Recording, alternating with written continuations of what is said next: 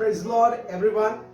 मैं भाई आशीष सिंह आप सबको प्यार और सलाम बोलता हूँ, जय मसीह की बोलता हूँ, शालोम बोलता हूँ। और आज मसीह के दिन में हम आनंदित हैं, मगन हैं, क्योंकि उसने हम पर दया की है। आज फिर से हम चर्चा करने जा रहे हैं वर्शिप के बारे में, आराधना के विषय में। जी, आज हम एक विशेष आराधना के विषय में बात करने जा रहे हैं। एक आराधना ऐसी जिसमें हमारा सुकून भले ना हो लेकिन उसकी महिमा जरूर है। एक आराधना ऐसी जिसमें हमारी आराधना में पिता की उपस्थिति से दशा बदल गई। हालेलुया। आज जी मैं आपसे बातें करने जा रहा हूं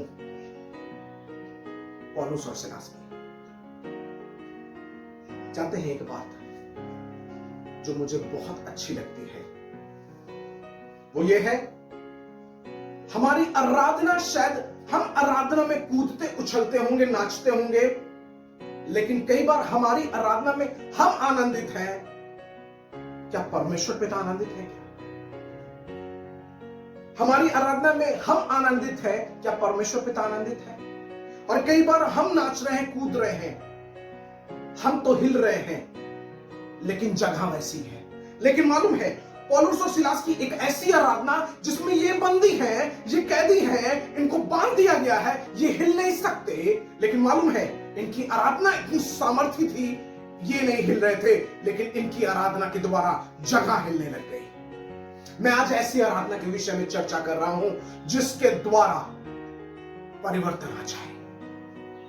मैं ऐसी आराधना के विषय में बात कर रहा हूं जिसके द्वारा लोगों के जीवन बदल जाने पाए। मालूम है आपको प्रेरितों के काम 16 अध्याय, उसको 16 पद से लेके आगे के पदों में आपको ये पूरी चर्चा इस विषय में मिल जाएगी, पौलुस और सिलास के बंदी गृह में जाने की। लेकिन आपका ध्यान इसके 25 पद की ओर ले जाना चाह रहा हूं।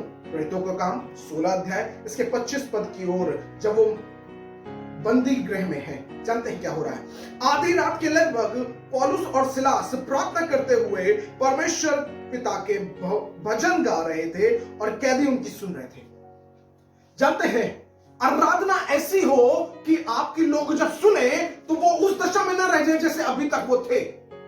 यदि आपकी आराधना में आपकी दशा नहीं बदल रही, यदि आपकी आराधना में दूसरों की दशा नहीं बदल रही है, तो ये आराधना शायद वो सामर्थ्य नहीं है जैसी होनी चाहिए। आपकी आराधना में ऐसा सामर्थ्य दिखना चाहिए, स्वर्ग का पिता स्वर्ग लेके उतर जाए और सामर्थ्य ऐसा हो कि जगह और दशा बदल जाने पाए।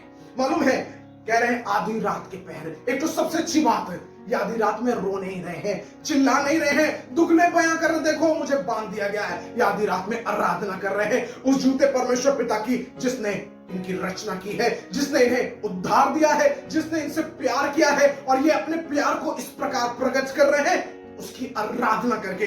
आधी रात के लगभग पौलुस और सिलास प्रार्थना करते हुए परमेश्वर पिता का भजन गा रहे थे। वाह! हमारी आराधना और प्रार्थना का गीत तब है संभव जब हम उसको आत्मा में और पिता की उपस्थिति में और विश्वास में गाएं कि सच में हमारा पिता सुनता है।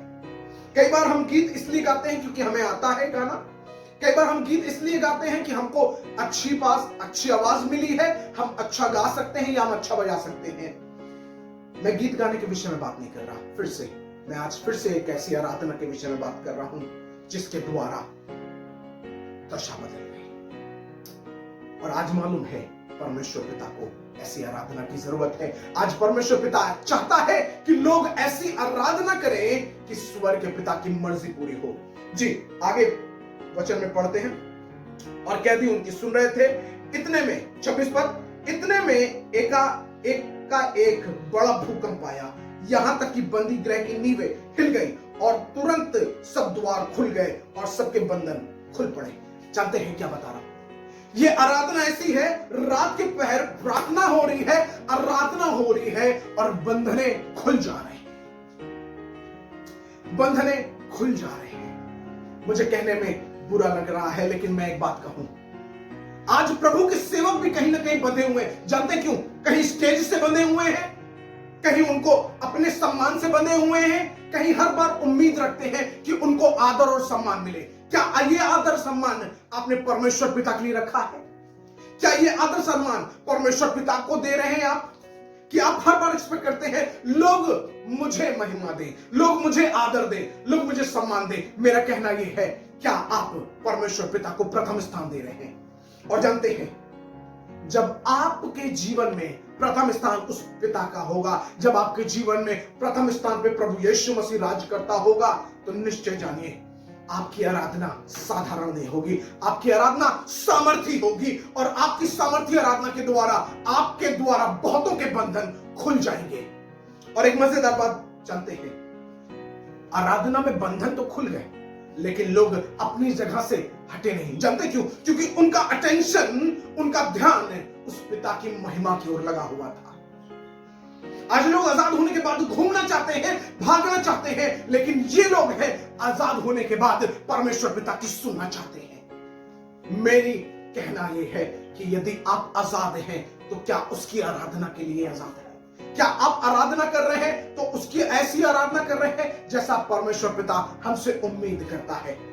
फिर से और आगे इसके 27 पद में, दरोगा जाग उठा और बंदी गृह के द्वार खुले देखकर समझा, बंदी गृह के द्वार देखकर समझा कि कैदी भाग गए, और अतः उसने तलवार खींचकर अपने आप को मार डालना चाहा। जो लोग आपको बांधने की कोशिश करेंगे वो घबरा जाएंगे।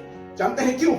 क्योंकि जो सामर्थी है आपकी ओर, वो सामर्थी पिता है, वो आपकी ओर से लड़ रहा है, और आपके विरोध वाले निराश हो जाएंगे, उन्हें असफलता महसूस होगी। और ये जानते हैं, ये असफल तो जरूर हुआ, लेकिन इसके पास एक उम्मीद की आशा थी। जो आराधना कर रहा था पौलुस और सिलास, वो आराधना उस पिता की कर रहे थे, और उसकी दया इस पर भी हुई, और इसने भी उद्धार प्राप्त कर लिया।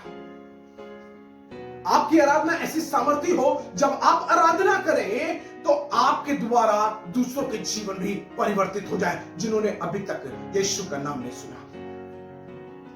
आपकी आराधना सामर्थी होनी चाहिए। और मैं फिर से एक बात कहना चाहता हूं, आराधना में आप प्रभु को क्या क्या दे सकते हैं, ये बहुत है। आराधना में प्रभु से कुछ नहीं लिया जाता, लेकिन जो कुछ आपके पास होता है प्रभु को दिया जाता है। यदि आपको पुराने नियम की आराधना याद दिलाऊं तो दाऊद और मूसा और जितने प्रभु के सेवक और नबी थे, इन्होंने जानते हैं बलिदान चढ़ाए हैं। जी, मेल बलि, पाप बलि, क्षमा बलि, ये सब बलियों के द्वारा परमेश्वर पिता की आराधना की है। और इन्होंने कुछ प्राप्त नहीं किया है, लेकिन परमेश्वर पिता की महिमा के लिए दान दिया है, समर्पण किया है। मैं आपको बता रहा हूं, आराधना में आपकी खुशी से अधिक पिता की खुशी सम्मिलित होनी चाहिए, और आप वो करिए जो पिता को पसंद है। मैं उम्मीद रखता हूं कि आप इसके द्वारा सीख रहे होंगे। लास्ट बात कह के खत्म कर रहा हूं। पौलुस और सिलास दुख में जरूर हैं, लेकिन इनका दुख शोक प्रकट नहीं कर रहा। इनका दुख बताता है कि वो सच्चा और भला है, और उन्होंने कहा हम आधी रात में भी अपने पिता की आराधना करके उसकी महिमा करेंगे, क्योंकि वो योग्य है महिमा और आदर की। इसलिए प्रतिदिन आराधना करिए, प्रार्थना करिए, और एक दूसरे को उत्साहित करिए।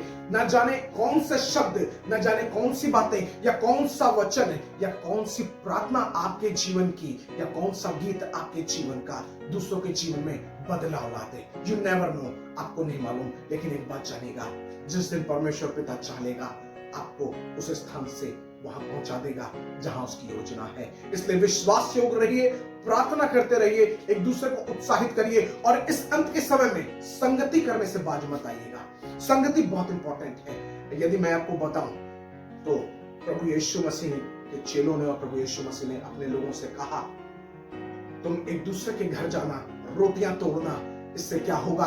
भले तुम प्रार्थना नहीं कर रहे होगे, लेकिन एक साथ बैठोगे, तुम प्रभु के लोग हो, हमारी चर्चा होगी ये कि प्रभु सामर्थी है, वो कैसे कैसे काम कर रहा है, वो अनोखे और अद्भुत काम कर रहा है। हमारी चर्चा, हमारी आराधना का विषय सिर्फ परमेश्वर पिता होना चाहिए। आप जहां जाएं उसकी सुगंध लेके जाएं, आपके द्वारा वो जगह परिवर्तित हो जाना चाहिए, और निश्चय आने वाले दिनों में ऐसी सामर्थ्य और ऐसा अनुग्रह हम सबके जीवन में प्रकट होगा कि पिता जो हमसे चाहता होगा हम वैसी आराधना कर पाते होंगे। प्रभु यीशु मसीह आप सबको आशीष दे। God bless you all. जय मसीह की।